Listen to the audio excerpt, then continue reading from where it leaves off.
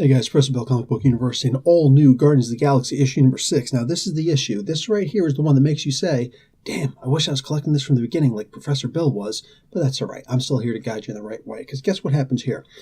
There's a little fight, okay, between Gamora and the rest of the Guardians, because she's all pissed off, and she finally tells him, a little bit of my soul has been left inside the soul gem, and it cut its eyes out, so it's really messed up, and I need to get it back. Okay, so she needs to go and try and find that soul gem. Now, and also they're calling it the Soul Stones, so I guess the influence of the movies, you know? I don't know why they did stones. Why they do stones?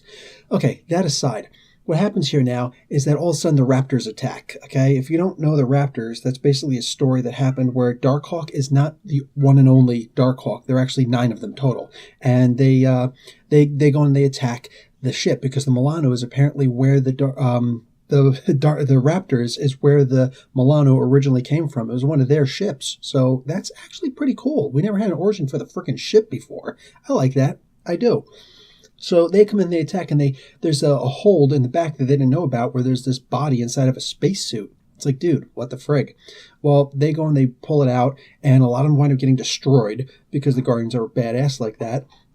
Anyway, as they go and escape, all of a sudden, Rocket runs up, and he's trying to stop them from escaping with the thing. He pulls off one of their arms. It's like, oh, come on. What could it possibly have in its arm? Well, guess what it had in its arm? A nega-band. Yeah, Captain Marvel. The freaking Kree high technology, the nega-bands. So they've got one of the nega-bands. The other one is still owned by the Raptors at this point.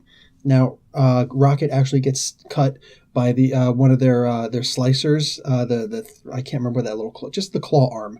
All right, and it turns out that it's poisoned. So he's got to go to a med bay. He's like, oh, med bays are for the weak. Not anymore, buddy. Now they're for the poisoned. Anyway, oh, and Drax breaks his little pacifism thing. So there's a whole lot going on here. And you might be thinking right now, well, the only one who doesn't have a major story part going on is Groot. Wrong answer, because it turns out there's some planet, and I don't know which one, but that dude that was farming the Groots, yeah, they land there, and all the little baby Groots come out, and they're all sorts of warped and crazy ugly, and they're about to start killing some meat bags. They actually say the word meat bags, so I'm getting a little Star Wars reference thing here going on. And there happens to be one really giant chlorophyllosis. So yeah, this is looking pretty deadly dangerous. Anyway, guys, so I'm going to give this comic an A-. This was actually really good. I mean, some really weird things happening, but all in all, it was fast-paced, a lot of stuff going on, and the story is progressing and increasing. And yeah, name me another comic that does that. Anyway, guys, Professor Bill, Comic Book University, class dismissed.